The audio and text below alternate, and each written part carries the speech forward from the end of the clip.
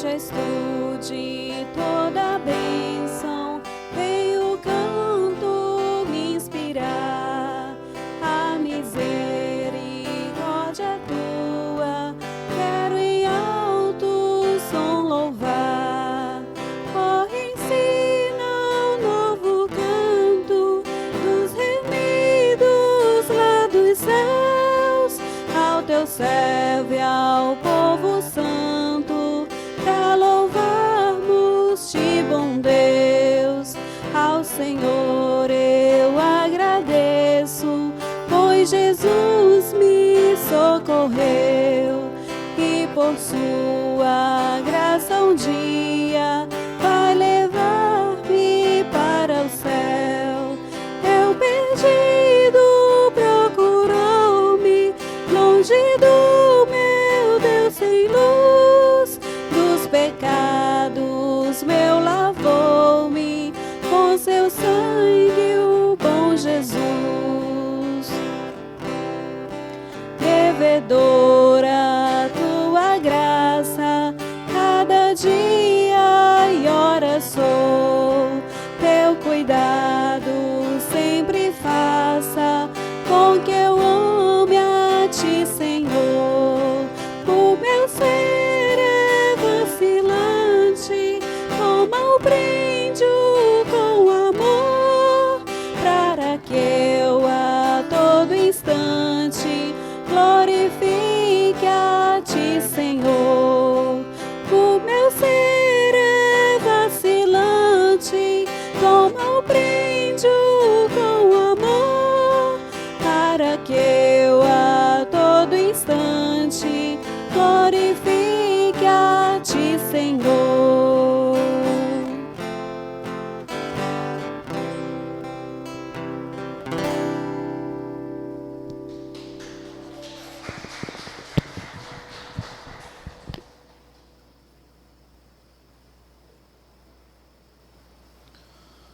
Boa noite.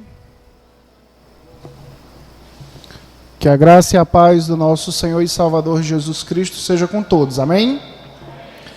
Antes de iniciarmos o culto, deixe-me dar alguns avisos. Este é o último final de semana desse mês. Então, a partir do próximo mês, nós teremos novos horários de cultos, certo? Continua o culto de sábado às 19 horas. Continua o culto de domingo às 8h30 e passa a ter apenas um culto na parte da noite, que é o culto de 18 horas, tá certo? Então, você já deve começar a fazer a sua inscrição para os novos cultos, tá certo? Outra coisa, a programação da igreja.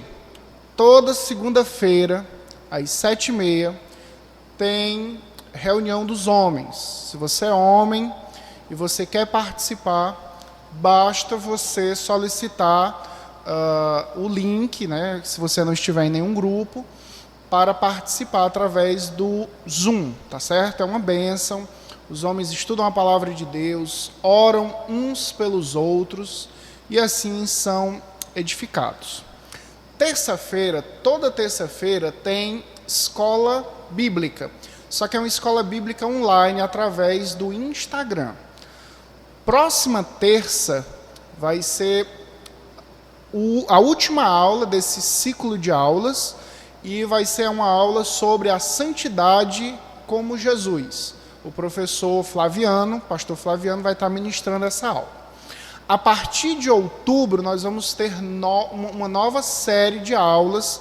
Então, você fique atento às redes sociais da igreja, né, da escola bíblica, para você participar dessas aulas. Quarta-feira, culto de oração e doutrina. Toda quarta-feira tem o culto, começa com a doutrina pelo YouTube e depois é disponibilizado um link para grupo de oração através do Meet, tá certo? E toda quinta-feira tem Lendo a Bíblia com o pastor João Eduardo. Próxima quinta-feira vai ser Romanos capítulo 13, correto? Romanos capítulo 13. É bom que você já lê antes Romanos E aí, quando for na quinta-feira, você acompanha pelo Instagram da Primeira Igreja Batista do Planalto Calcaia. Tá certo? Amém? Vamos orar, vamos pedir a bênção de Deus sobre as nossas vidas, para que o Senhor nos abençoe neste culto. Querido Deus, nós entramos na Tua santa presença, Senhor, para reconhecer que nós somos pecadores, que nós somos fracos, frágeis, limitados, totalmente dependentes de Ti, Senhor.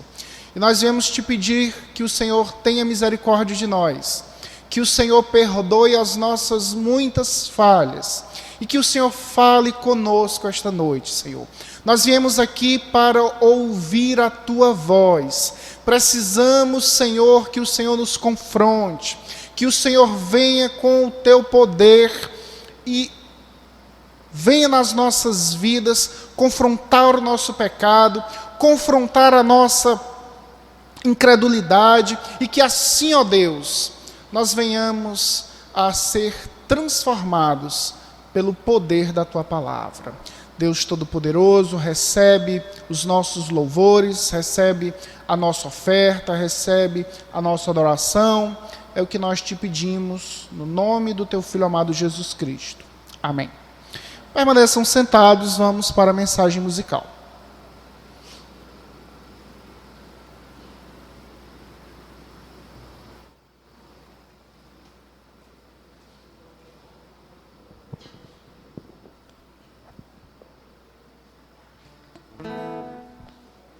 Amém, meus irmãos. Boa noite, graça e paz.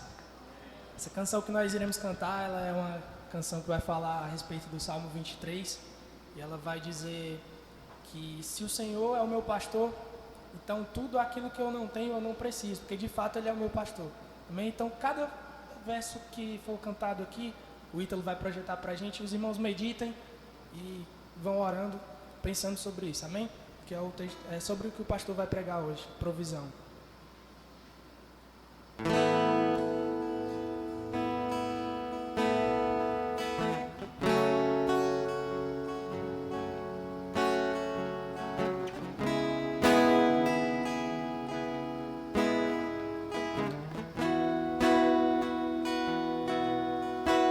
O Senhor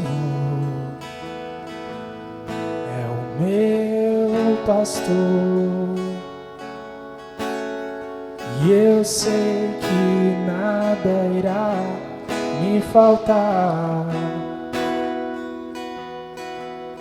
Em campos bons me faz deitar,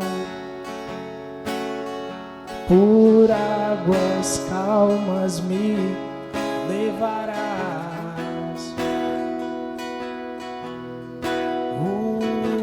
Os meus pés fazes andar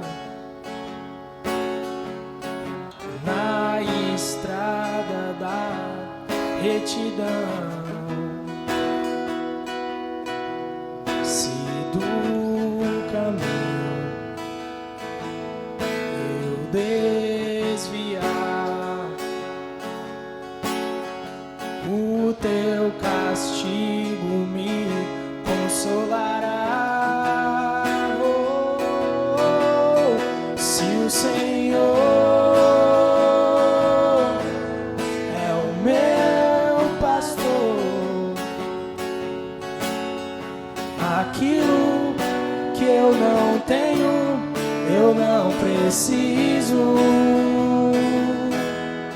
Se o Senhor é o meu pastor, aquilo que eu não tenho, eu não preciso.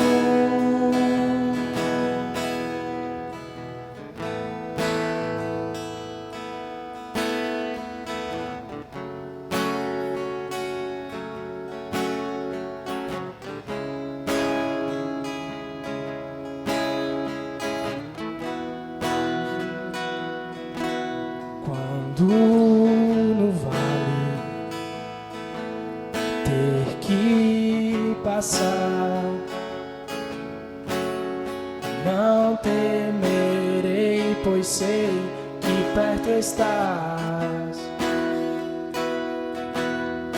E se a morte verá assombrar, a tua graça me acolherá. Misericórdia e compaixão todos os dias me acompanharão, e para sempre eu morarei na eternidade onde estás. Oh, se o Senhor é o meu pastor,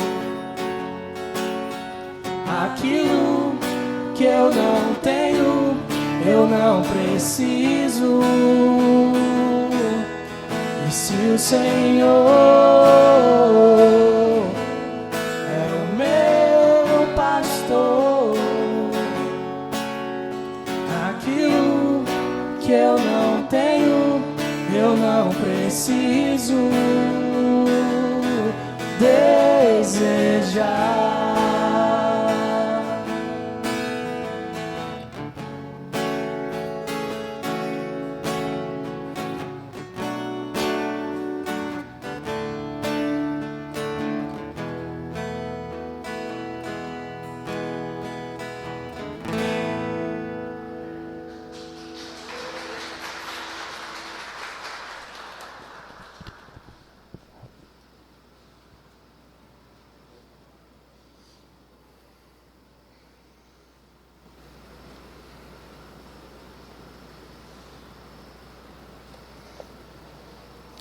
Vamos fazer uma leitura bíblica.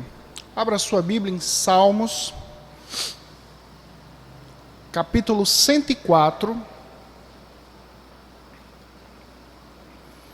e os versículos de 27 a 30. Por gentileza, se coloque de pé. Você que nos acompanha de casa, abra sua Bíblia, leia conosco nesse momento.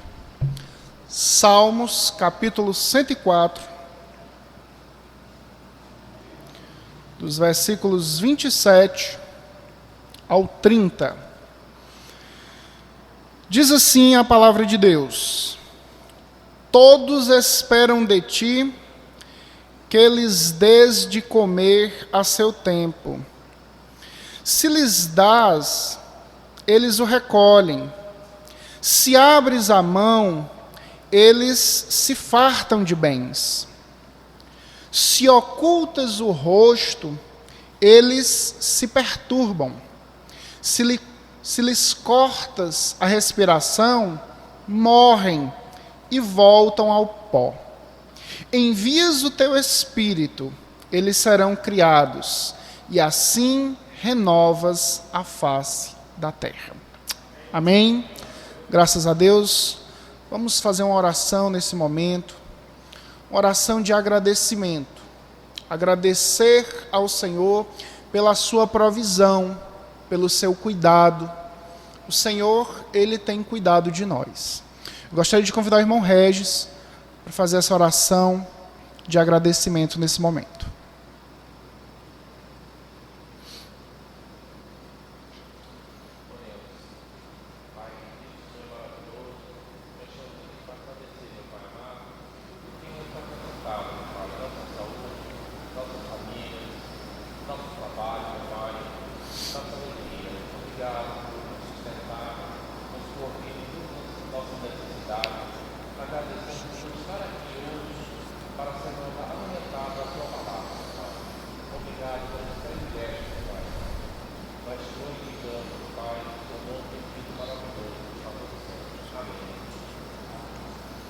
Amém, graças a Deus.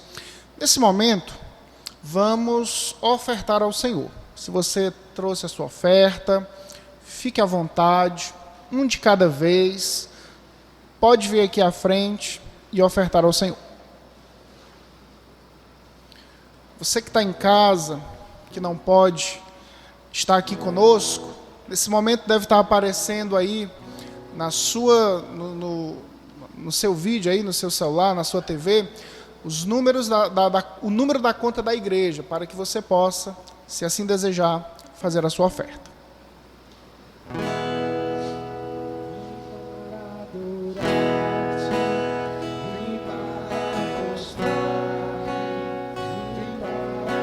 Dizer que és meu Deus, és totalmente amável, totalmente digno, tão maravilhoso para mim.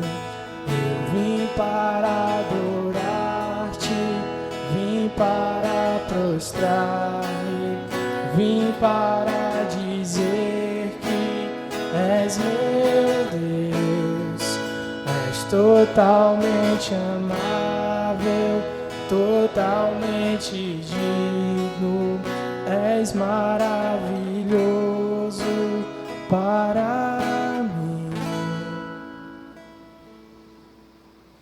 Amém. Graças a Deus.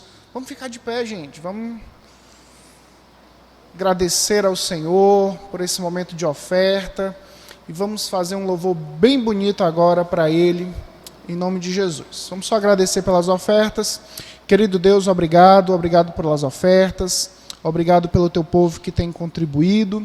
E assim, ó Deus, temos mantido a tua igreja aberta, com os cultos. E assim, ó Deus, podemos te louvar e te adorar e ouvir a tua palavra. Muito obrigado, Senhor. Continua nos ajudando, continua nos abençoando. Em nome de Jesus, amém. Vamos louvar ao Senhor nesse momento.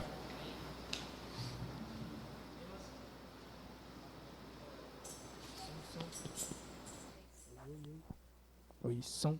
Oi, show. Essa primeira canção que a gente vai cantar, a gente estava acostumando a cantar ela nos nossos domingos, antes da parada dos cultos. E ela tem uma letra muito bonita. Quem souber, cante junto com a gente, vai ficar bem bonito. E ela fala que o Senhor ainda é a nossa esperança, o Senhor é o nosso refúgio, e Ele é a nossa segurança de fato, amém? E os irmãos nos ajudem com as palmas, amém?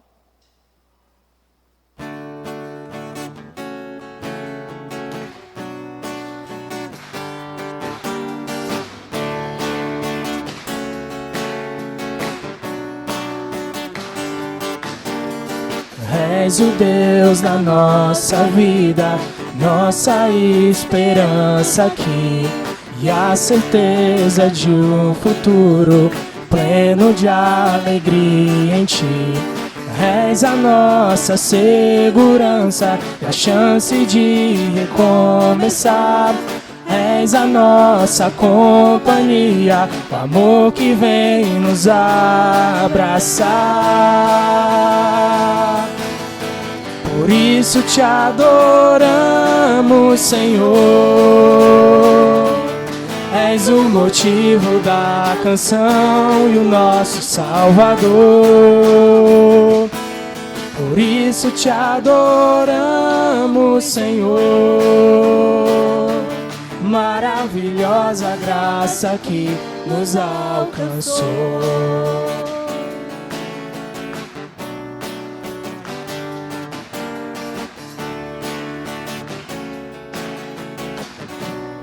És o Deus da nossa vida. És o Deus da nossa vida, nossa esperança aqui, e a certeza de um futuro pleno de alegria em Ti.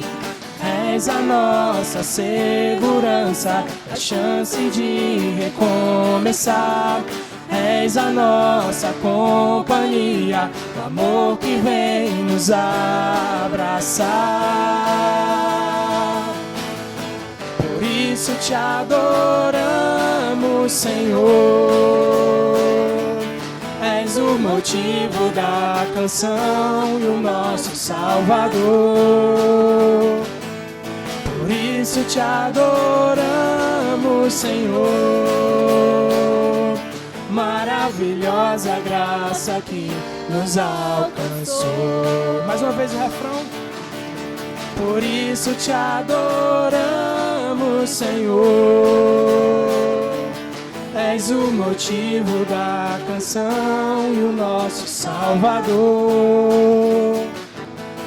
Por isso te adoramos, Senhor. Maravilhosa graça que nos alcançou.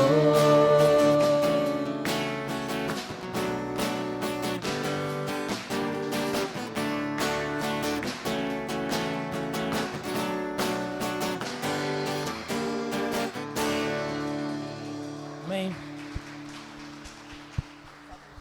Senhor Deus. Vamos louvar o Salmo 23, dizendo que Ele é o nosso pastor. E nada, nada, nada nos faltará.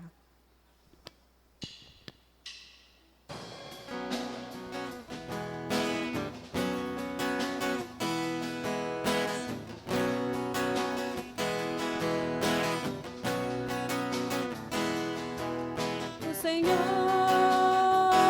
é o meu pastor. E nada, nada, nada me faltará. Deitar-me faz em verdes pastos e guia-me pra junto das águas tranquilas. Refrigera minha alma e guia-me pelas veredas da justiça por amor do seu nome, por amor do seu nome. Ainda que eu ande pelo vale da sombra da morte, nada temerei. Ainda que eu ande pelo vale da sombra da morte, nada temerei. O Senhor é o meu pastor. E nada, nada, nada me faltará. Deitar-me faz em verdes pastos e guia-me pra junto das águas tranquilas. Refrigera minha alma e guia-me pelas veredas da justiça por amor do seu nome, por amor do seu nome. Ainda que eu ande pelo vale da sombra da morte, nada temerei. Ainda que eu ande pelo vale da sombra da morte, nada temerei. Nada temerei, nada temerei. O Senhor é o meu pastor. Amém. Amém, Jesus. Essa próxima canção ela já é um pouco mais conhecida e os irmãos fiquem à vontade para cantar. Eu sei que tem a máscara atrapalha, né? Mas acredito que a gente pode fazer bem bonito. Amém? A gente está cantando para Deus. Nesse momento a gente está se dirigindo para Ele, louvando em comunidade. Amém? Que nós possamos fazer isso. Nós vamos cantar que incomparáveis são as promessas dEle. Amém?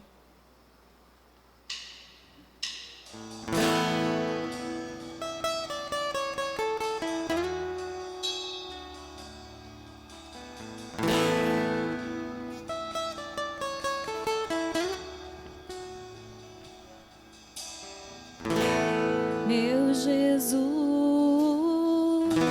Salvador, outro igual não há. Todos os dias quero louvar as maravilhas de teu amor. Consolo, força e refúgio é o Senhor, com todo o meu ser, com tudo que sou, sempre te adorarei.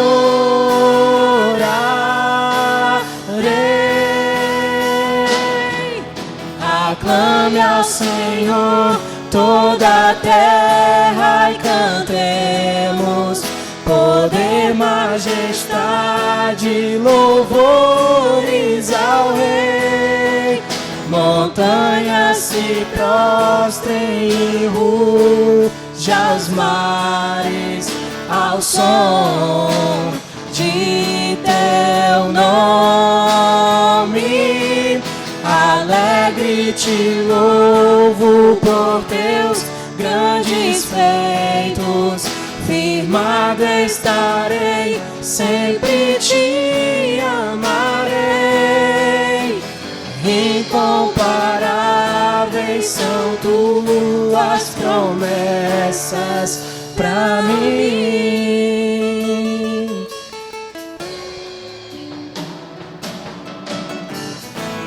Meu Jesus, Salvador, outro igual não há. Todos os dias quero louvar as maravilhas de teu amor. Ele é consolo, amém? Consolo, abrigo, força e refúgio é o Senhor, com todo o meu ser, com tudo que sou, sempre te adorarei.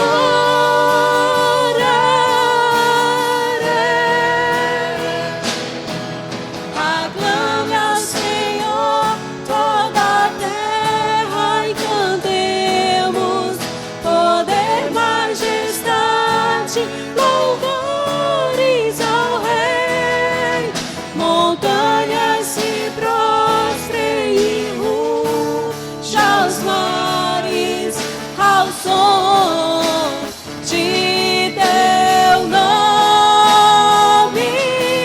Alegre te louvo por teus grandes feitos, firmado estarei, sempre te amarei. Incomparáveis são tuas promessas, incomparáveis são tuas promessas, incomparáveis são tuas promessas, incomparáveis são. Você pode falar esse refrão mais uma vez, amém? Aclame ao Senhor. Aclame ao Senhor. Cante com toda a sua alma, amém? Terra e cantemos poder, majestade, louvores ao Rei. Montanhas se prostrem e ruja os mares ao som de teu nome. Alegre te louvo por teus grandes feitos, firmado estarei, sempre te amarei. Incomparável. Incomparáveis são tuas promessas, incomparáveis são tuas promessas, incomparáveis são tuas promessas pra mim. Aleluia, Senhor.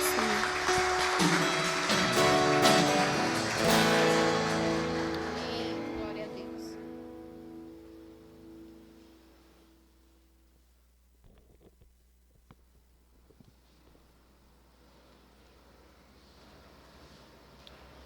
Glória a Deus, aleluia. Que momento maravilhoso, né? Podermos louvar ao nosso Senhor. Queridos, vamos fazer mais uma leitura. Neste momento, por gentileza, abra a sua Bíblia lá em 1 Timóteo. 1 Timóteo, capítulo 6. Eu esqueci de falar nos avisos iniciais duas coisas. Você que ainda não é membro desta igreja e deseja fazê-lo, você pode estar se inscrevendo para o curso de novos membros. Este curso, ele vai iniciar no primeiro domingo de outubro, certo? E ele vai ser às 17 horas. A turma tem no máximo 10 alunos. Se tiver mais pessoas interessadas em fazer esse curso, abrirá uma nova turma. Para fazer inscrição nesse curso, reverendo João Eduardo, procura a Edileia, ou o pessoal das mídias, tá certo? Então, ou você fala com a Edileia, ou o pessoal das mídias, para você se tornar membro desta igreja. Outra coisa, no mesmo domingo, vai estar iniciando o curso de casais, né? É um curso para quem já é casado, se desejar fazê-lo, para quem está noivo e tem vontade de casar, e estuda-se coisas como, por exemplo, o que é o casamento, o que é a submissão, os perigos do adultério, o perigo da pornografia no casamento, sobre criação de filhos, e por aí vai. Muito bom. Se você deseja, vem estudar a palavra de Deus conosco. Esse curso ele vai acontecer aos domingos, 10 horas da manhã, logo após o culto da manhã, e ele tem no máximo 5 casais para participar, né? No máximo 10 pessoas também, tá certo? 1 Timóteo, capítulo 6, os versículos de 17 a 19.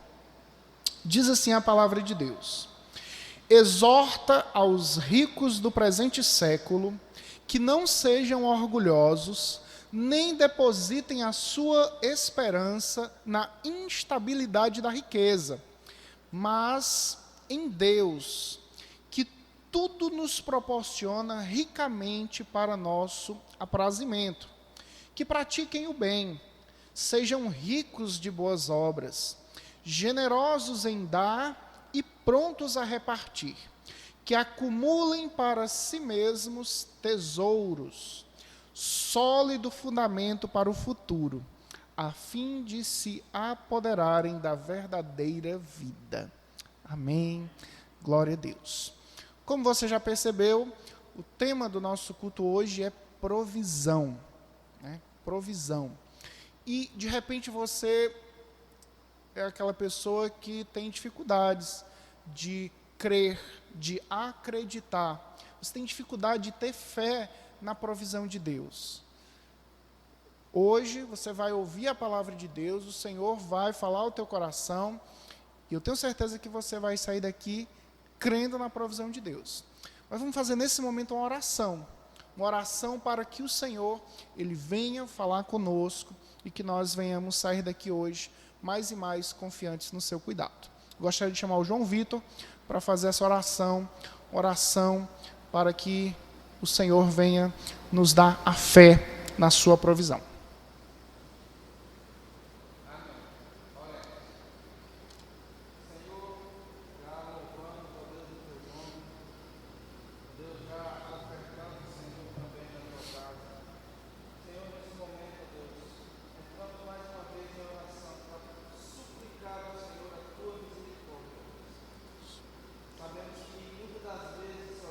Passamos por dificuldades.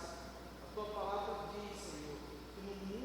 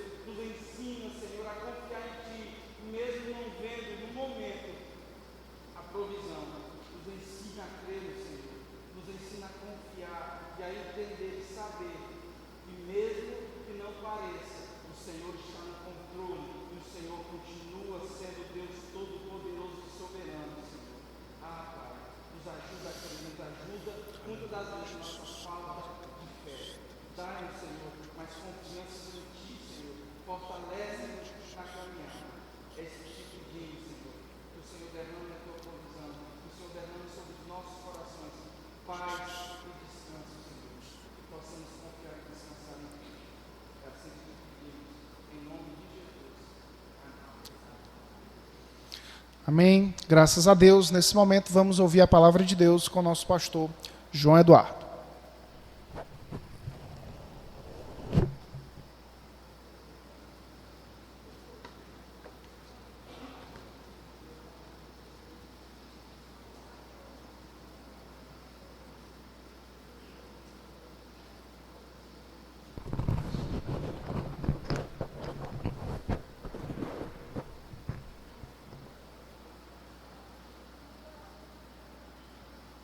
Boa noite, meus irmãos, que a graça e a paz do Senhor esteja com todos, amém?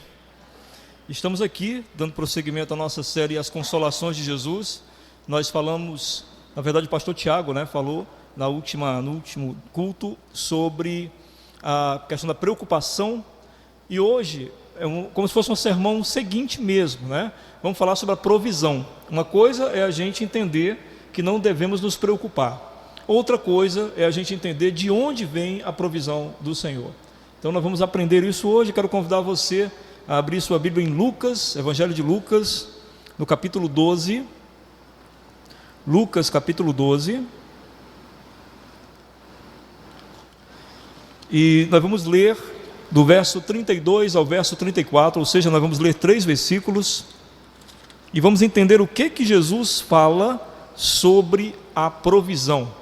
Essa é a ideia dessa noite, nós entendermos o que Jesus fala sobre a provisão. Essa mensagem não é fácil, meus irmãos, por incrível que pareça, porque nós somos muito desconfiados em relação à provisão de Deus, muito desconfiados. É uma grande dificuldade que nós temos. O povo de Deus, por exemplo, quando Deus deu o maná ao povo lá no deserto, o povo tinha que pegar somente aquilo que ia comer, não podia pegar em excesso, porque se pegasse em excesso estragava. Quase todos os dias Moisés entrava numa frustração enorme, porque o povo tinha pego mais do que o necessário, com medo de não ter no outro dia. Então o Senhor Deus prometeu que tinha o maná todo dia, que eles iam colher o maná todo dia, e que eles não precisavam pegar em excesso, mas eles pegavam, e o maná enchia de bicho e apodrecia e não servia para nada, mas era aquela coisa que todos nós aqui temos. Digo todos nós, porque quando estava preparando o sermão também fiquei pensando, nossa, isso aqui é o nosso desafio, crer na providência do Senhor. Então vamos lá, Lucas 12, e nós vamos ver do verso 32 ao verso 34, que diz assim: Não temais, ó pequenino rebanho, porque vosso Pai se agradou em dar-vos o seu reino. Vendei os seus bens e dais esmola. Fazei para vós outros bolsas que não desgastem, tesouros inextinguíveis nos céus, onde não chega o ladrão, nem a traça consome. Porque onde está o vosso tesouro, ali estará também o vosso coração. Amém? Vamos orar? Vamos pedir que o Senhor derrame sua graça sobre nós e que a gente possa entender sua palavra e crer nela. Senhor, nós estamos aqui reunidos como tua família, como povo de Deus.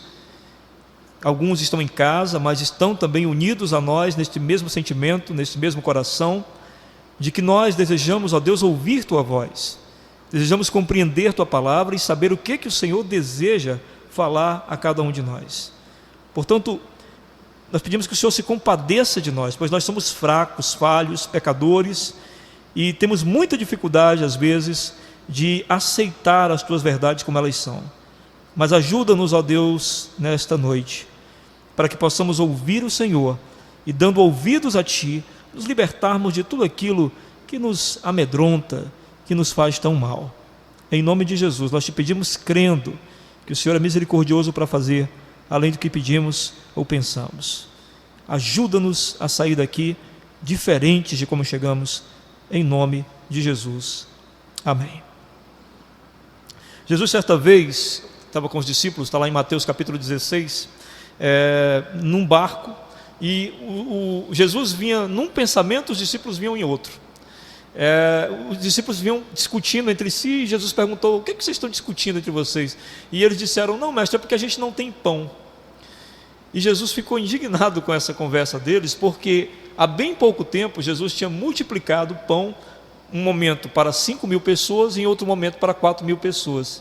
Então Jesus diz: vocês não entenderam ainda, vocês não perceberam ainda, vocês não sabem ainda com quem vocês estão.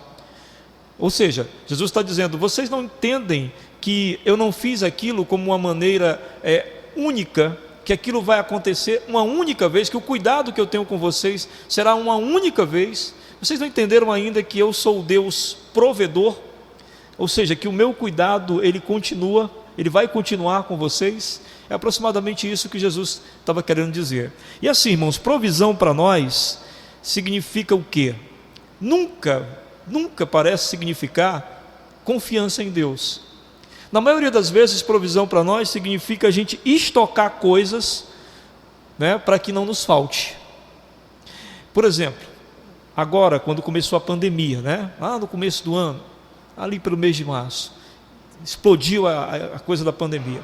As pessoas foram aos supermercados desesperadas, comprando muita comida, né? Gente comprando adoidado, porque pensava que ia acabar, pensava que ia faltar. Gente brigando por álcool gel. Vocês lembram disso? As pessoas brigando, né? E nas redes sociais o pessoal filmando, as pessoas brigando, e gente brigando para levar mais alimento que os outros. Uma coisa louca, uma corrida translocada. E depois as pessoas perceberam que não havia necessidade alguma desse tamanho desespero. Mas o que mostrou ali? Medo. O medo que as pessoas têm. O fato é que nós temos medo que nos falte o necessário. Alguns de nós não temos medo de perder algumas coisas materiais, mas o necessário a gente tem medo. E isso pode gerar em nós duas coisas muito perniciosas. A primeira delas é a ansiedade, que é terrível, que aquela coisa da angústia de um dia atrás do outro, sem confiança nenhuma de que qualquer um desses dias pode ser suprido, mas sempre a gente vai ter que fazer alguma coisa para esses dias serem supridos, né? Uma delas é a ansiedade, então. A segunda é a avareza. À medida que você fica preocupado com o que você tem que ter todo dia, pode ser também que você cresça em avareza. Vamos comer pouco, que vai que não tem amanhã, né? Vamos gastar pouco, que vai que não tem amanhã, e por aí vai. Eu sei que há aí uma coisa entre prudência e avareza, são coisas que a gente tem que manter um certo equilíbrio, né, gente? É lógico que a gente tem que ter prudência com as coisas, ninguém vai sair por aí gastando translocadamente ou, né, exagerando na alimentação, ou jogando comida fora, que eu acho um absurdo. Mas entre a prudência e a avareza é uma linha muito tênue. Então, de repente, você deixou de ser prudente e se tornou avarento. E a Bíblia diz que a avareza é uma idolatria. Ou seja, você pode endeusar, né, as coisas que te sustentam. Você pode transformá-las num Deus. Você pode celebrar demais e exageradamente essas coisas. Então, somente uma crença na provisão divina nos livra dessas duas coisas, da ansiedade e da avareza, que são coisas terríveis, além de serem pecado, né? A ansiedade porque duvida de Deus, e a avareza porque é idolatria. Então são duas coisas muito perniciosas. Para se livrar delas, a gente vai ter que ter aquela coisa de crer mesmo que Deus é aquele que nos provê. E aí o texto vai nos ajudar um pouco sobre isso. Vamos ver o que Jesus disse então? Ele diz assim primeiro, né? Não temais, ó pequenino rebanho. O pequenino rebanho que ele estava falando ali, no caso, era o grupo de seguidores dele que estavam ali o ouvindo, né? No momento desta fala. Esse pequenino rebanho somos nós. Hoje não é um rebanho tão pequenino, porque nós estamos no mundo todo, né? Mas somos o rebanho do Senhor. Note que a primeira coisa que a gente percebe no texto aqui é que o Senhor vai prometer cuidar dos seus, do seu rebanho. Amém? Os irmãos entendem isso? O Senhor está prometendo cuidar do rebanho do qual Ele é pastor. Ou seja, se eu quero o cuidado de Deus sobre minha vida, a primeira coisa que eu preciso é aceitar que o Senhor é o meu pastor e viver numa condição de submissão ao seu pastoreio. Eu não posso dizer que o Senhor é meu pastor se eu não me submeto à autoridade do meu pastor.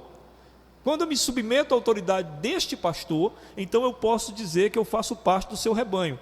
Quem faz parte do rebanho do Senhor é que tem essa promessa. Quem não faz, não venha com essa. Deus prometeu prover o mundo. Ele prometeu prover os seus filhos. Porque se ele tivesse prometido prover o mundo, não haveria pobreza no mundo. Não é verdade? Não haveria necessidade no mundo. Deus iria prover de uma forma ou de outra. Mas a forma que Deus escolheu de prover o mundo, a gente vai ver daqui a pouco, é através do seu povo que é provido por Ele. E nós vamos aprender daqui a pouco, né? Deus provê a gente para a gente prover o mundo. Pois bem, aí ele diz: não temais ao pequenino rebanho, porque vosso Pai se agradou em dar-vos o seu reino.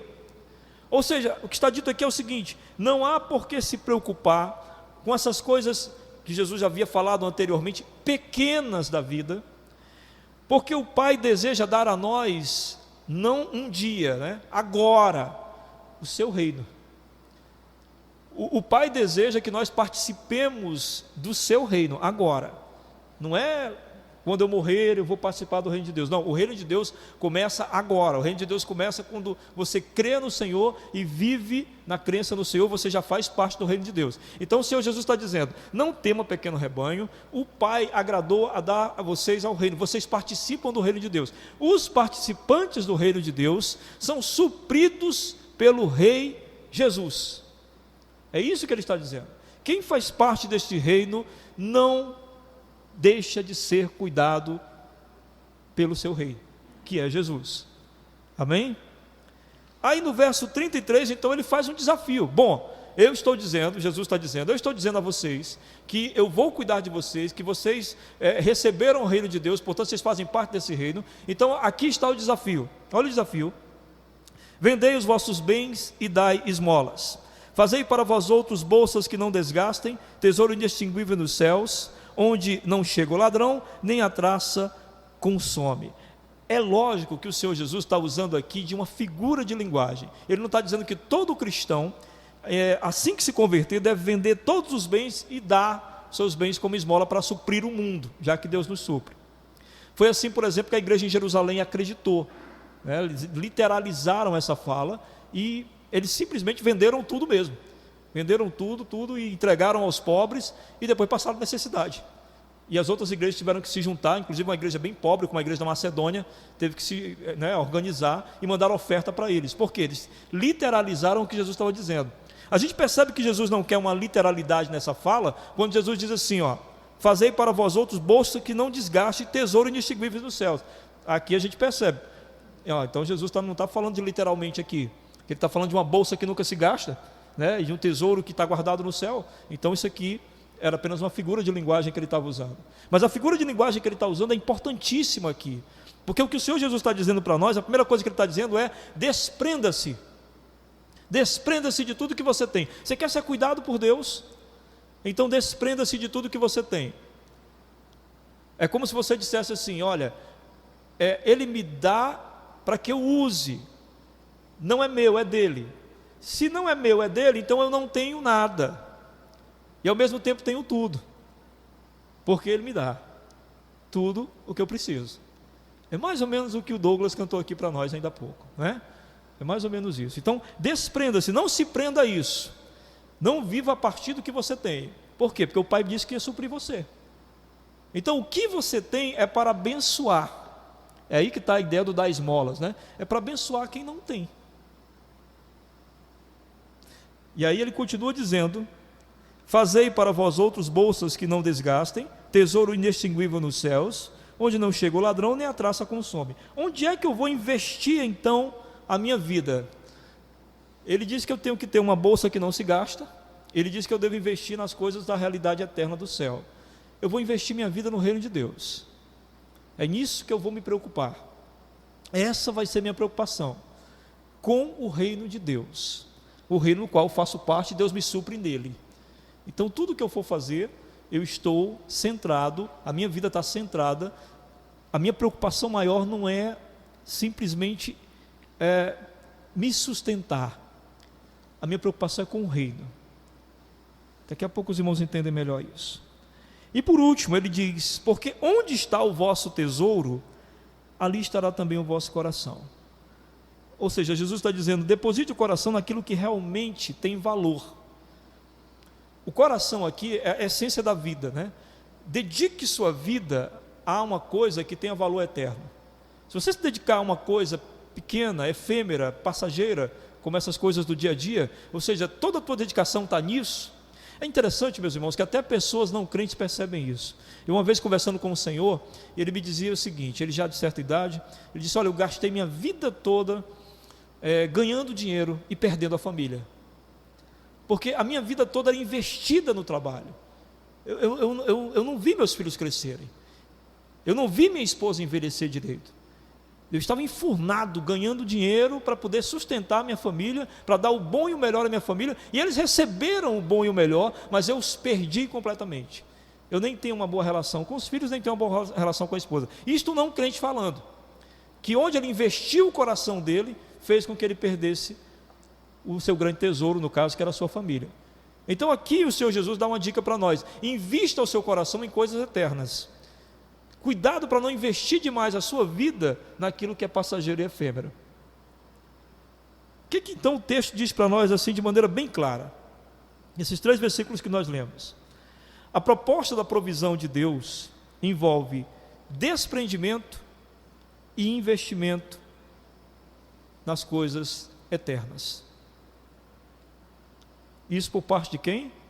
Dos seus filhos.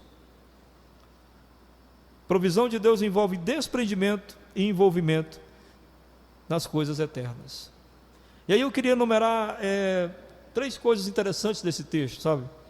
Primeiro, para provar para os irmãos a questão da provisão de Deus que nos é prometida, certo? Quero primeiro provar aos irmãos que a provisão de Deus nos é prometida por meio desse texto.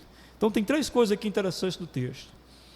A primeira delas, a gente percebe que Jesus está dizendo que fazer parte do reino é a maior riqueza que nós possuímos e também a única necessária. Por que eu digo que é a maior riqueza? Porque se ele diz que quem faz parte do reino será suprido, ele está dizendo que quem faz parte do reino é rico, porque nunca vai faltar nada. Os irmãos concordam? Por favor, quem está ouvindo essa mensagem hoje, escute a anterior sobre preocupação, tá? Tem que juntar as duas. Senão você vai pensar que nós estamos falando da teologia do preguiçoso. E não é. Junte as duas, escuta a outra depois, se não ouviu a outra. Pois bem, então fazer parte do reino é a maior riqueza que possuímos e também a única necessária, porque ele diz assim, ó, que quem faz parte desse reino será suprido. Portanto, não há razão para se afligir por nenhuma outra coisa. Eu faço parte do reino de Deus. O Senhor vai cuidar de mim. Jesus ilustrou o reino de Deus. Veja lá na sua Bíblia, Mateus capítulo 13, irmãos. Mateus capítulo 13. Olha como é que Jesus ilustrou essa condição de ter o reino de Deus. Mateus capítulo 13, dos versos 44 ao 46. Mateus 13, 44 ao 46. Jesus disse o seguinte: o reino dos céus é semelhante a um tesouro oculto no campo, o qual certo homem, tendo-o achado, escondeu e, transbordante de alegria, vai, vende tudo o que tem e compra aquele campo. O reino dos céus também é semelhante a um que negocia e procura boas pérolas, e tendo achado uma pérola de grande valor, vende tudo o que possui e compra. Perceberam que Jesus quis falar sobre o reino de Deus? Nas 2 ilustrações que ele usa, na primeira é um homem que encontra um tesouro num campo, ele comprou um terreno, e aí ele, olhando aquele terreno, ele viu que tinha um tesouro lá, e aí ele tendo achado aquele tesouro, o que ele faz? Ele fica transbordante da alegria, vende tudo o que tem e compra para ele aquele terreno, porque tinha um tesouro lá. E a outra ilustração que Jesus usa é de um homem que negocia pérolas, e um dia encontra uma pérola de grande valor, vende tudo o que tem. Sempre Jesus fala, vende tudo o que tem, vende tudo o que tem. Abandona tudo o que tem. Por quê? Porque o bem mais precioso é o reino. O maior tesouro que nós temos é o reino. É importantíssimo que os irmãos entendam isso. Em segundo lugar, o texto mostra para nós que desprendimento é prova de fé e amor. Por que eu digo que é prova de fé? Porque Jesus diz ao seu pequeno rebanho, a quem crê nele. Quem crê nele, Jesus faz o desafio, né? Desprenda-se. Desprenda-se do que você tem. E aí ele usa a figura ilustrativa, venda tudo e dê esmolas, né? Isso é uma questão de, uma prova de confiança em Deus. E é também uma questão de amor. Porque na medida que o Senhor Deus está dizendo para nós, o Senhor Jesus está dizendo para nós, vocês devem se desprender de tudo e ao mesmo tempo abençoar os outros, ele está dizendo que nós temos o mesmo sentimento que ele. Não foi esse o sentimento do Senhor Jesus? O que a Bíblia diz em Filipenses capítulo 2, do verso 5 em diante? Ele, sendo Deus, abriu mão da condição divina, no sentido de poder para si, para que pudesse vir nos abençoar como homem e Deus. Amém? Então, quando nós temos esse sentimento, temos o mesmo sentimento que ele. É por isso que Abraão é chamado o pai da fé. Por que Abraão é o pai da fé? Porque ele saiu da sua parentela, deixando tudo o que tinha, confiando numa promessa de Deus, de que ele seria o pai de muitas nações, sendo ele um idoso. E Deus disse que ia prover na vida dele, ser pai de muitas nações. Da mesma forma também, quando Abraão teve que se separar do seu primo Ló, porque os dois estavam com muitas riquezas e eles não conseguiam conviver juntos, né? Com tantas riquezas e com tantos empregados para servirem, eles estavam entrando em embate, e aí eles vão se separar, e o que Abraão faz pela fé? Abraão diz para Ló o seguinte: Ló, olha para as terras aqui, escolhe o lugar que você quer ir. E na malandragem, entre aspas, né, alguém poderia dizer, Ló foi malandro, né, olhou para a terra mais fértil e disse, eu quero essa, e escolheu a terra mais fértil, e a terra mais seca ficou sendo a terra de Abraão, terra esta que o Senhor deu a ele numa longevidade maior do que você possa imaginar, e que floresceu, e a terra de Ló foi consumida pelo fogo. Percebem o que Jesus está dizendo? Percebem o que Deus está dizendo para nós, meus irmãos? De que é Ele que provê, nem nossos olhos provêem como deveria, nem a nossa percepção, rapaz, isso aqui é um bom negócio, vou investir nisso. Nós não temos essa condição de entender o melhor lugar de investimento, porque o melhor lugar de investimento sempre é a fé, confiar em Deus, e nada mais do que isso. Terceiro, que o texto mostra para nós, onde a gente emprega a nossa vida, sinaliza o que para nós tem mais valor. Jesus disse isso, onde tiver o teu tesouro, ali está o teu coração. Então, onde a gente empregar a nossa vida, né, é onde está o que tem mais valor para nós. Daí a gente pode lembrar do jovem rico que procurou Jesus e acabou revelando o que estava no coração dele. Está lá em Mateus capítulo 19, o jovem rico pergunta a Jesus, o que eu faço para herdar o reino de Deus? Jesus diz, cumpra os mandamentos. Ele, já faço isso. Então tá. Então você faz o seguinte, você vai e vende tudo que você tem e me segue. Porque o pequeno rebanho do Senhor é um pequeno rebanho que não idolatra nenhum bem, precisa se desprender. Os irmãos estão entendendo isso? Amém? Então precisa se desprender. E ele não pôde se desprender, porque os bens dele, ele acreditava que eram muito necessários, muito mais até do que confiar somente em Deus. E aí ele deu as costas e foi embora. Da mesma forma que nossos corações podem não estar depositados em bens materiais, né? A gente pode dizer, graças a Deus eu não tenho muitos bens, mas a gente pode estar depositando nosso coração na esposa, nos filhos, no pai. A gente pode estar investindo totalmente só nisso. Tem gente que vive em prol disso, eu vivo em prol dos meus filhos, eu vivo em prol da minha família, eu vivo em prol da minha esposa. Olha o que Jesus tem a dizer sobre isso, está lá em Mateus capítulo 10, versos 37 e 38. Quem ama seu pai ou sua mãe mais do que a mim, não é digno de mim. Quem ama seu filho ou sua filha mais do que a mim, não é digno de mim. E quem não toma a sua cruz e vem após mim, não é digno de mim. Há uma dignidade em seguir o Senhor Jesus, que é confiar tudo a Ele, absolutamente tudo, até os filhos. Olhar para os filhos e dizer, não são meus, são teus, são totalmente teus.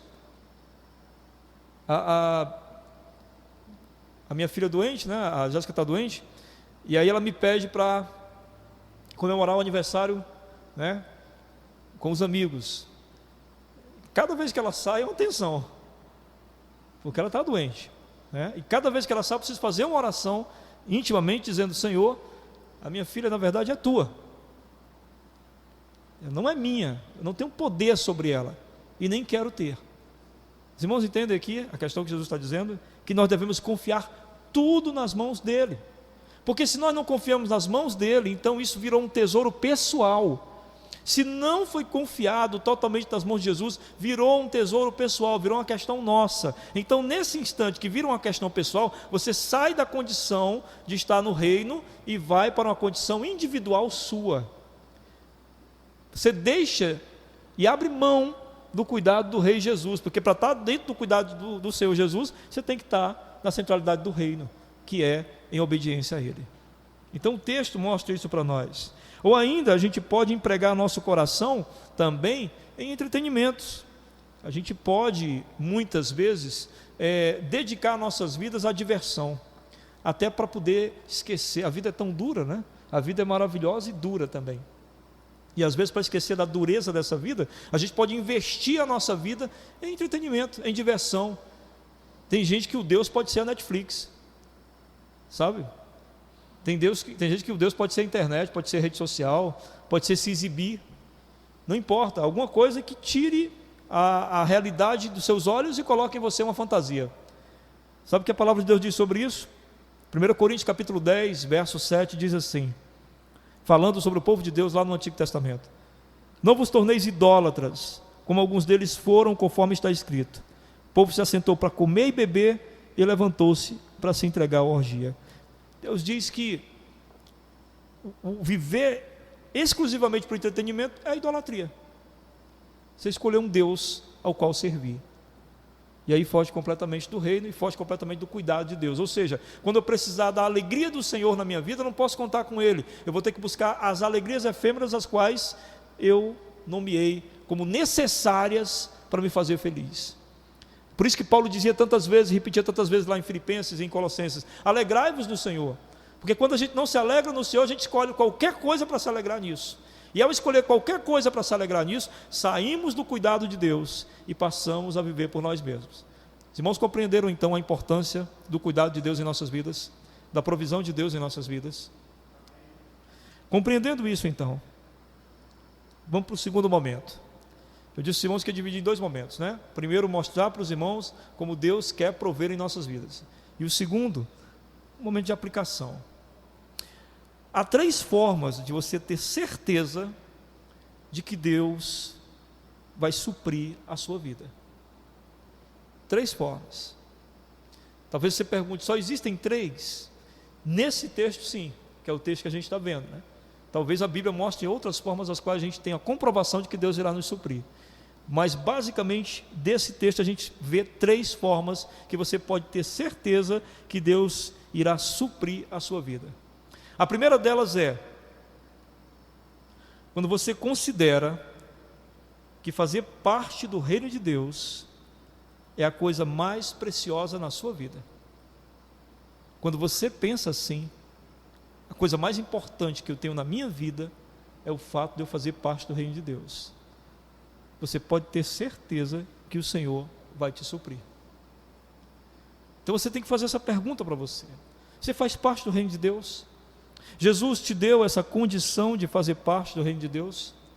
Se você crê em Jesus, você foi agraciado com isso. Mas talvez a pergunta seja, o que significa pertencer ao reino de Deus? Pertencer ao reino de Deus significa, a gente aprendeu aqui no texto, ser cuidado por Deus. Os filhos de Deus são cuidados por Deus, amém? Deus cuida dos seus. Deus supre os seus. E como é que eu sei que eu faço parte do reino de Deus? Em primeiro lugar, Jesus é o teu único Senhor. Nada mais controla essa tua vida a não ser o Senhor. Isso aqui é muito sério. Nada exerce controle sobre sua vida. Você está debaixo do reinado do nosso Senhor Jesus Cristo. O que significa isso? Que nem a fome nem a nudez, não é isso que diz lá em Romanos 8, podem nos separar do amor de Cristo. O amor de Cristo é a autoridade que Ele tem sobre nós. Foi porque Cristo nos amou e morreu na cruz por nós, que Ele tem autoridade sobre nós. Porque Ele até diz isso, né? Alguém poderia morrer por um amigo, mas quem morreria pelo pecador? Só o Senhor Jesus. Então Ele tem autoridade sobre nós por meio do seu amor. E nessa autoridade que Ele tem sobre nós, nós vivemos debaixo dela, e ao viver debaixo dela, estamos no reino. Se estamos no reino, o que acontece? Mesmo que eu passe por privações, eu ainda acredito na provisão de Deus, porque eu estou debaixo da autoridade e dentro do seu reino. Passar privações não significa que o rei não está cuidando de mim. Significaria se nessas privações eu perecesse. Aí significaria que o rei não cumpriu a sua palavra. Mas Deus não é homem, nem filho de homem, para que não cumpra a sua palavra. Jamais viu o justo mendigar o pão. Amém? É impossível, todas as vezes que eu falo dessa questão de provisão, não lembrar de alguns cuidados de Deus para com a minha vida, meus irmãos. Foram muitos os cuidados de Deus para com a minha vida. Muitos em vários aspectos. Eu poderia abrir um parênteses do sermão e contar um monte de testemunhos maravilhosos de Deus na minha vida sobre essa questão do cuidado de Deus.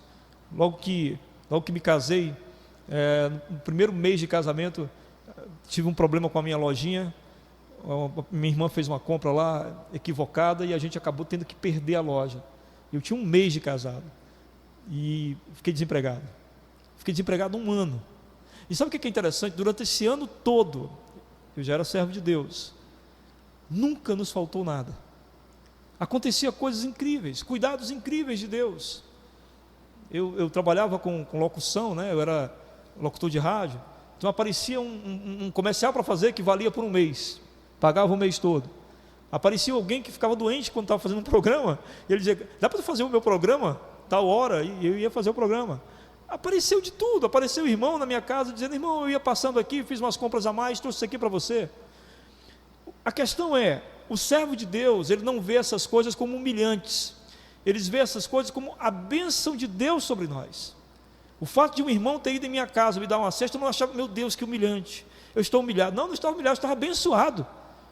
E os irmãos meio constrangidos, e às vezes pessoas que tinham menos aquisição ainda do que nós, e que tinham ganhado em algum lugar alguma coisa, e levavam para nós alguma coisa, e a gente ficava maravilhado, porque na nossa visão era o cuidado de Deus. Então quem está sobre o senhorio do Senhor Jesus, quem se vê participante do reino, entende que Deus irá cuidar de nós. Ou Ele nos dá a força, o trabalho e o meio, ou Ele nos dá outras circunstâncias a quais nós seremos cuidados. E aí, ainda nessa questão do que significa pertencer ao reino, você é um embaixador desse reino. A Bíblia diz isso em 2 Coríntios capítulo 5, no verso 20. Nós somos embaixadores do Rei Jesus. O que é um embaixador? É um representante de Jesus nessa terra. Sendo um representante de Jesus, nós somos como Jesus. Nós somos supridos tanto quanto Jesus foi. Ele disse: o Filho do Homem não tem onde reclinar a cabeça, mas Jesus tinha um lugar para dormir sempre. Então veja bem, como representante do reino de Deus nessa terra, representando o Rei Jesus, você tem que se valer dos princípios e testemunhos que são inegociáveis. Inegociáveis. O que eu quero dizer com isso? Alguém te oferece um valor em dinheiro, mas esse valor tira você da autoridade do reino. Consegue entender isso? Alguém te oferece um trabalho, mas esse trabalho tira você da autoridade do Senhor Jesus e da condição de embaixador do reino. É inegociável se você é crente. É inegociável. Se você fizer isso aqui, é contra o reino, mas assim, você vai comer muito bem, vai vestir muito bem, você vai ter tudo que você quiser. Eu acho que eu já ouvi esse discurso em algum lugar, e quem fez esse discurso foi o próprio diabo, não é? Então, quando nós abrimos mão do rei, dizer: não, eu vou passar dificuldade com o meu rei, eu vou comer de maneira parca, mas é com o meu rei, e eu não vou me vestir com roupas muito chiques, mas é o meu rei que estará me vestindo, e eu estarei debaixo da autoridade do meu rei. Essa escolha vocês têm que fazer quase todo dia, meu irmão. Eu tenho que fazer quase todo dia, e você tem que fazer quase todo dia, entre nos mantermos sob a autoridade do Rei Jesus, ou abrirmos mão dela e vivermos as delícias e prazeres que esse mundo nos oferece, se não fizermos do jeito que o rei quer. O rei quer que você pague imposto, o rei quer que você não tenha gato em casa. Gato que eu falo, você entende, da energia.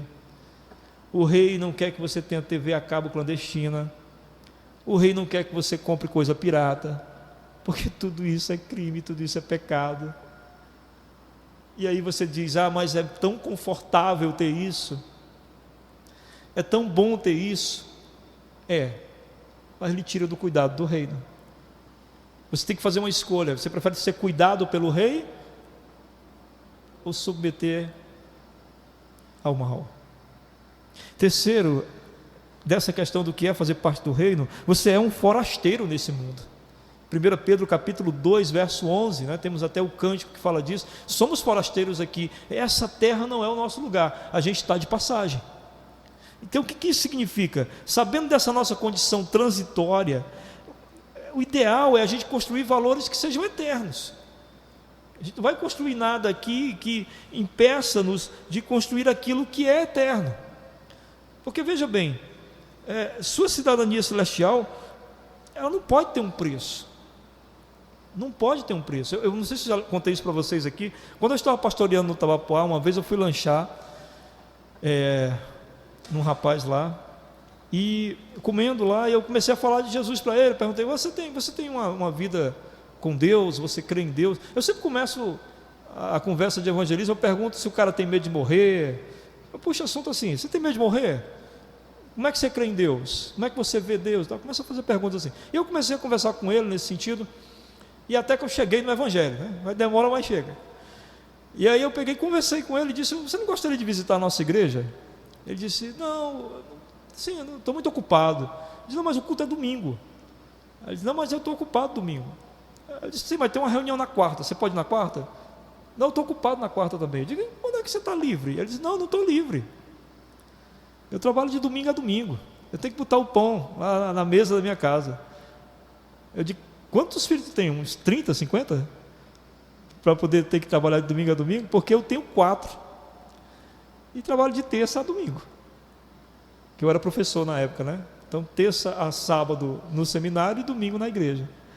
Então, eu tenho 4 e dá para alimentar tranquilo lá. Quer dizer, o que ele estava querendo dizer ali para mim? Que essa condição dele aqui era muito mais importante do que pensar nas coisas espirituais. Para ele era muito mais relevante o trabalho que ele via um resultado imediato. O trabalho humano, a gente vê o resultado imediato. O trabalho espiritual você só vai ver na eternidade, onde o Senhor vai desvendar nosso coração e dizer realmente qual eram as nossas reais motivações. Eita, vai ser um papoco, né? Porque alguns de nós faziam algumas coisas com motivações completamente erradas e que serão plenamente julgadas. E essas pessoas, elas acreditam que é melhor o que elas estão fazendo agora, que dá para ver, sabe? Dá para comprar a coisa, dá para adquirir a coisa e levar para casa, do que aquilo que a gente não pode ver, porque é o Senhor que está fazendo acontecer para que a coisa exista. Pois bem, isso é fazer parte do reino. É você entender que, antes de mais nada, você tem um único Senhor que é Jesus, você é um embaixador do reino e você é um forasteiro nesse mundo. Essa é a primeira questão. Fazer parte do reino vai dar a você a condição de ser suprido. A segunda coisa, você pode ter certeza de que será suprido por Deus praticando o desprendimento. Deus irá lhe suprir se você pratica o desprendimento. Aliás, dízimos é para isso, porque o dono do ouro e da prata não precisa do nosso dinheiro. Na verdade, o dízimo nada mais é, e a oferta, do que uma experiência de desprendimento. Eu, quando me converti, era terrível, eu não entendia nada disso, novo convertido. Eu achava: rapaz, como é que pode? Eu tenho que tirar uma parte do meu dinheiro. Eu pensava mesmo que era meu dinheiro. Deus deseja nos suprir a partir do nosso desprendimento. Quanto mais a gente deseja abençoar, mais abençoado nós seremos. Isso é uma coisa até lógica e natural. É natural que o Senhor dê liberalmente ao que tem prazer em dar liberalmente. Abra sua Bíblia em 2 Coríntios, capítulo 9. 2 Coríntios, capítulo 9. Nós vamos ver aqui essa questão de Deus abençoar liberalmente. Verso 6 em diante.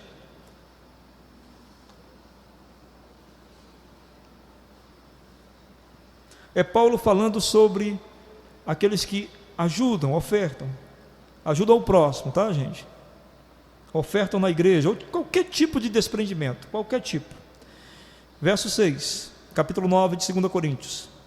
E isto afirmo: aquele que semeia pouco, pouco também ceifará.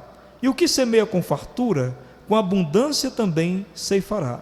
O que Paulo está dizendo? Se você vai plantar, você planta pouco, é lógico que você vai colher pouco. Você plantou pouco. Mas se você plantar muito, é lógico que você vai colher muito. Verso 7. Cada um contribua segundo tiver proposto no coração, não com tristeza ou por necessidade, porque Deus ama a quem dá com alegria. Amém? Se o cara está com medo de ajudar, se ele está com medo de compartilhar, se ele está com medo de se desprender, se o coração dele está apreensivo nisso, então é sinal de que ele não confia no Senhor. E o que a Bíblia fala sobre confiança no Senhor? Sem fé é impossível agradar a Deus. Amém? Verso 8. Deus pode fazer-vos abundar em toda graça, a fim de que, tendo sempre em tudo ampla suficiência, superabundeis em toda boa obra. Está vendo? Deus pode fazer que você tenha na medida em que você possa abençoar mais ainda. Como está escrito, distribuiu, deu aos pobres, a sua justiça permanece para sempre. Ora, aquele que dá semente ao que semeia e pão para alimento, também suprirá e aumentará a vossa sementeira e multiplicará os frutos da vossa justiça, enriquecendo-vos em tudo, para toda generosidade, a qual faz que, por nosso intermédio, sejam tributadas graças a Deus. Olha só, por nossa causa, por a gente querer abençoar as pessoas, por a gente ser desprendido, as pessoas não vão dar graças a nós não, elas vão dar graças a Deus. Verso 12. Porque o serviço dessa assistência não só supra a necessidade dos santos, que é o caso da igreja, né? Mas também redunda em maior graças a Deus. Muita gente vai agradecer a Deus quanto mais desprendido nós formos. Verso 13. Visto como na prova desta ministração glorificam a Deus pela obediência da vossa confissão quanto ao Evangelho de Cristo e pela liberalidade com que contribuís para eles e para todos. Enquanto oram eles a vosso favor, com grande afeto, em virtude da superabundante graça de Deus que há em vós. Graças a Deus pelo seu dom inefável. Paulo diz que o dom de abençoar, o dom do desprendimento, é um dom. É um dom, é uma coisa que Deus concede ao coração da gente. Então veja bem, nada que recebamos e seja retido pode ser chamado de bênção. A gente só pode ser chamado de bênção aquilo que a gente recebe e a gente abençoa. Quando a gente ora pelo pão, a gente ora o pão nosso. Então o nosso desprendimento, ele testemunha para o mundo que a confiança que a gente tem é em Deus, que a nossa fé, ela nos dá mais segurança do que aquilo que a gente tem.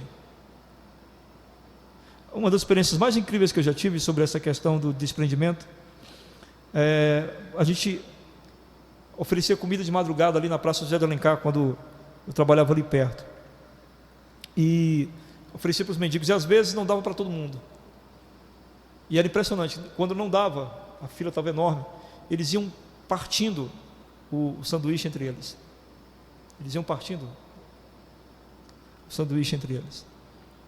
e aquilo às vezes era a primeira refeição do dia, naquela madrugada, e eles sentiam a necessidade do outro e partiam com o outro. E uma vez eu conversando com um deles, eu perguntei: por que você dividiu ali com ele? Qual foi o sentimento que está no seu coração de dividir ali com ele?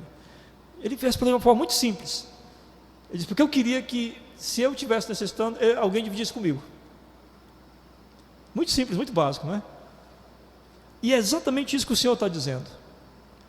Se Ele está nos dando, é porque Ele acredita que nós vamos fazer como Ele. Porque a Bíblia diz que Deus agracia o mundo sem o mundo merecer. O sol nasce sobre justos e injustos, a chuva cai sobre justos e injustos. O Senhor abençoa o mundo com aquilo que na teologia os teólogos chamam de graça comum, a graça que recai sobre todos. E o Senhor então espera que os seus filhos ajam como Ele. Quando nós abençoamos ao mundo, nós nos assemelhamos a Jesus. Veja o que Paulo diz ainda em 2 Coríntios, no capítulo 8, no verso 9. Pois vocês conhecem a graça de nosso Senhor Jesus Cristo, que sendo rico, se fez pobre por amor de vocês, para que por meio de sua pobreza, vocês se tornassem ricos. Amém? Você viu que a Bíblia nos chama de ricos, né? Porque nós estamos no reino, amém?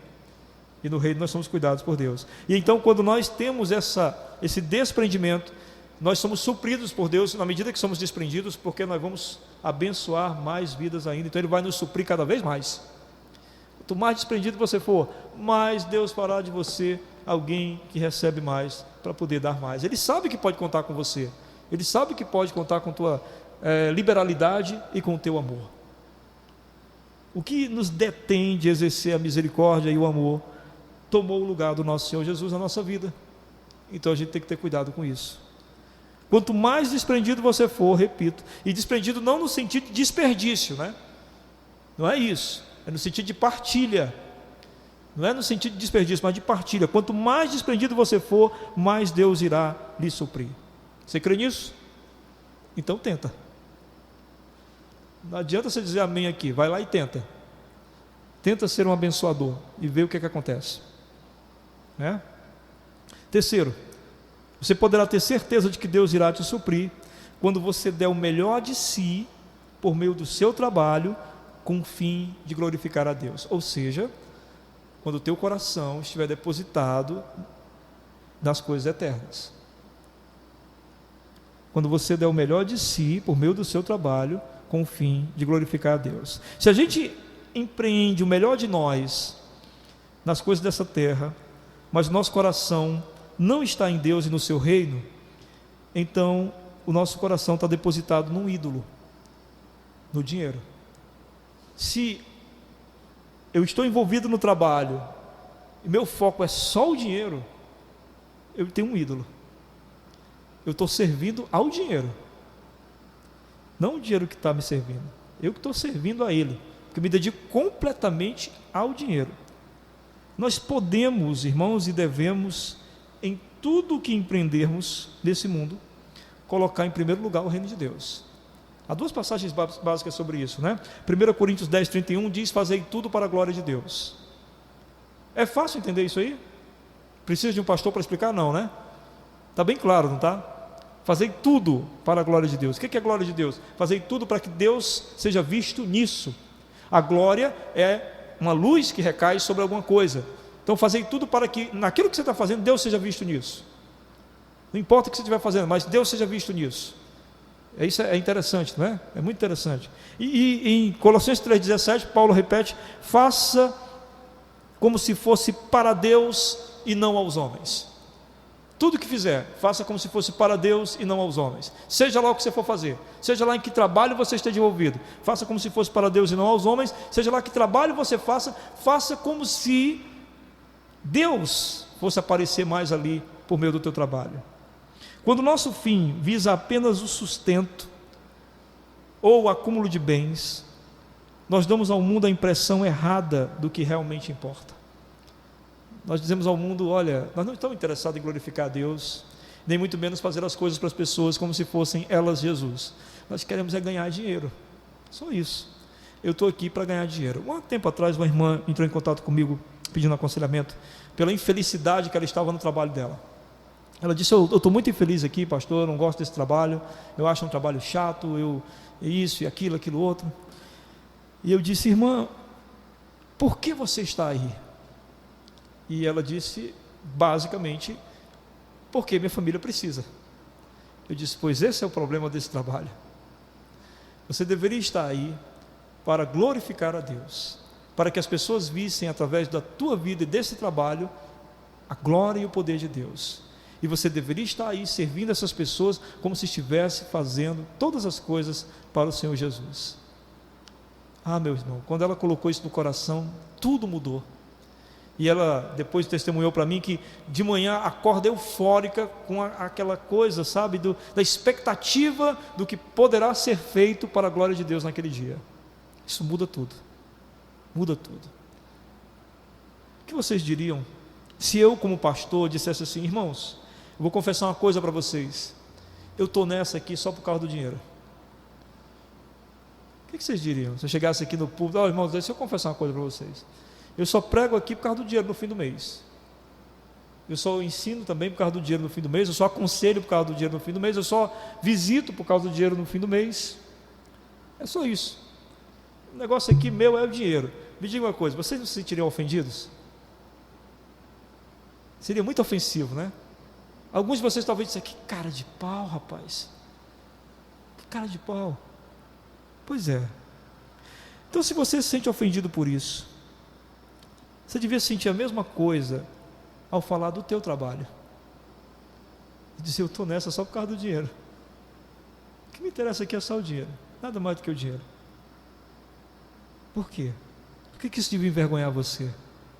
Porque a minha tarefa e a sua, seja ela qual for, em primeiro lugar, é para a glória de Deus. Não importa o que você faça, meu irmão. Você pode varrer rua, tem que ser para a glória de Deus. Você pode instalar ar-condicionado, igual Eliseu, tem que ser para a glória de Deus. Aí talvez você pegue, como é que eu instalo ar-condicionado para a glória de Deus? Igual você engraxa o sapato para a glória de Deus. Que tem aquela história linda do Moody, né? Que eu vi uma pregação, D.L. Moody, eu vi uma pregação e ele perguntou ao pastor, quando o pastor terminou de pregar, dizendo que todo trabalho é para a glória de Deus, ele disse, pastor, como é que eu faço para glorificar a Deus? A única tarefa que eu tenho é engraxar a bota do meu pai. Ele disse, pois engraxa a bota do seu pai para a glória de Deus, de maneira que seu pai olhe para aquela bota e diga, meu Deus. E assim ele fez. E o pai ficava pasmo cada vez que ele engraxava a bota, porque era uma coisa incrível da dedicação que ele fazia para tanto, tão pequeno, mas tão glorificante. Honrar a Deus por meio do que fazemos significa que nós não estamos naquilo apenas pelo dinheiro, mas para dar glória devida ao Senhor. E quem viver para dar glória devida ao Senhor será suprido por Ele. Amém? Nós devemos avaliar nossa escolha pelo trabalho, ou pela profissão, não por quanto eu vou ganhar, mas quanto Deus pode ser glorificado nisso que eu estou fazendo. Se você trabalha em primeiro lugar para honrar a Deus, você pode ter certeza que Ele vai te suprir, nada vai te faltar, nunca. Amém? É um Deus supridor, meus irmãos, nós podemos confiar nele. Quando nós estávamos perdidos, quando nós estávamos condenados por causa do nosso pecado, o que Ele fez? Ele supriu a nossa salvação, enviando seu Filho Jesus para morrer em nosso lugar. É por causa de Jesus que nós fomos supridos com a vida eterna. Se Jesus não tivesse morrido por nós, estaríamos perdidos. Então você que está vendo essa pregação em casa, você que talvez não tenha confessado ainda Jesus como Senhor e Salvador de sua vida, esse é o momento de você entender que Ele supriu o teu perdão, Ele supriu a tua salvação por meio de Jesus Cristo. E para nós que somos crentes, e para nós que somos o rebanho do Senhor, que fazemos parte do reino de Deus, chegou a hora, meus irmãos, da gente se livrar de uma vez por todas das nossas ansiedades e da nossa avareza, que é pecado. Chegou a hora da gente crer e confiar no Senhor, de que Ele nos suprirá com o pão, Ele nos dará sim a forma de vencermos, a forma de conquistarmos, a forma de ganharmos o pão de cada dia. E nós podemos acordar todo dia com a certeza de que Ele sempre nos concederá os meios. Você crê nisso? Amém? Você confia nisso? Talvez a pandemia tenha servido para isso, não é? Para Deus dizer que todos nós dependemos dEle e sem Ele não somos nada. Amém? Fale com o Senhor, fale sobre o que você ouviu nesta noite.